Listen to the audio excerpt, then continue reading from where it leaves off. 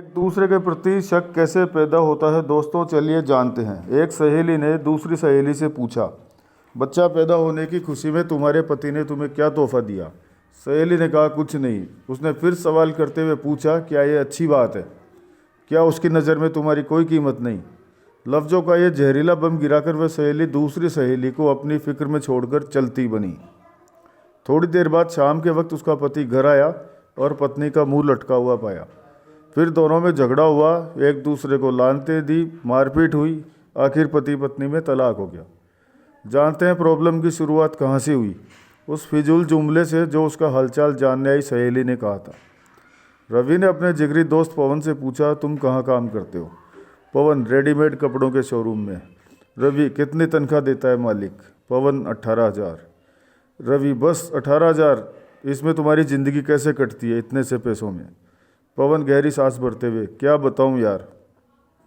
Meeting खत्म हुई। कुछ दिनों के बाद पवन अब अपने काम से बेरुखा हो गया और तनख्वाह बढ़ाने की डिमांड कर दी, जिसे मालिक ने रद्द कर दिया। पवन ने जॉब छोड़ दी और बेरोजगार हो गया।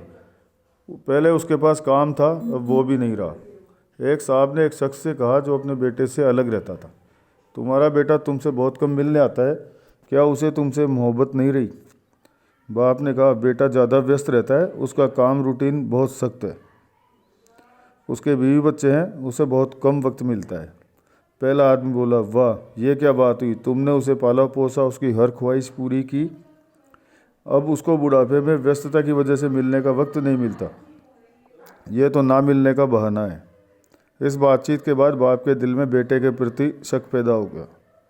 बेटा जब भी मिलने आता तो यही सोचता कि उसके पास सबके लिए वक्त है सिवाय मेरे। याद रखिए, ज़ुबान से निकले शब्द दूसरे पर बड़ा गहरा असर डालते हैं। बेशक कुछ लोगों की ज़ुबानों से शैतानी बोल निकलते हैं।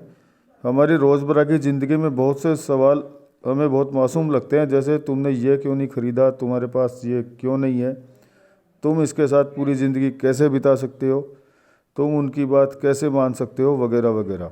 इस तरह के बेमतलबी फिजूल के सवाल नादानी में या बिना मकसद के हम पूछ बैठते हैं, जबकि हम ये भूल जाते हैं कि हमारे पास सुनने वाले के दिल में नफ़रत या मोहब्बत का बीज बो देते हैं। और आज के दौर में हमारे इर्द गिर्द समाज या घरों में जो टेंशन होती जा रही है, उन समस्याओं की जड़ तक जाया जाए तो अक्सर उसके पीछे किसी और का हाथ होता है। ये लोग नहीं समझते कि नादानी में या जानबूझकर बोले जाने वाले सवाल किसी की ज़िंदगी को तबाह कर सकते हैं। ऐसी हवा फैलाने वाले बम ना बने। लोगों के घरों में अंधे बनकर जाओ और वहाँ से गूंगे बनकर निकलो। क्या खूब कहा है किसी ने, न चादर बड़ी कीजिए न ख्वाहिशें दफन कीजिए, 4 दिन की ज़िंदगी है बस चैन से बसर कीजिए। न परेशान किसी को कीजिए न हैरान किसी को कीजिए, कोई लाख गलत भी बोले बस मुस्कुरा कर छोड़ दीजिए। न रूठा किसी से कीजिए न झूठा वादा किसी से कीजिए, कुछ फुर्सत के पल निकालिए, कभी खुद से भी मिला कीजिए। दोस्तों धन्यवाद। आज की छोटी सी कहानी थी और ये इस बात पर थी कि लोगों की बातों में आकर कई लोगों में, समाज में, परिवार में रिश्ते ख़राब हो जाते हैं, रिश्ते टूट जाते हैं। तो कृपया एक बार फिर निवेदन है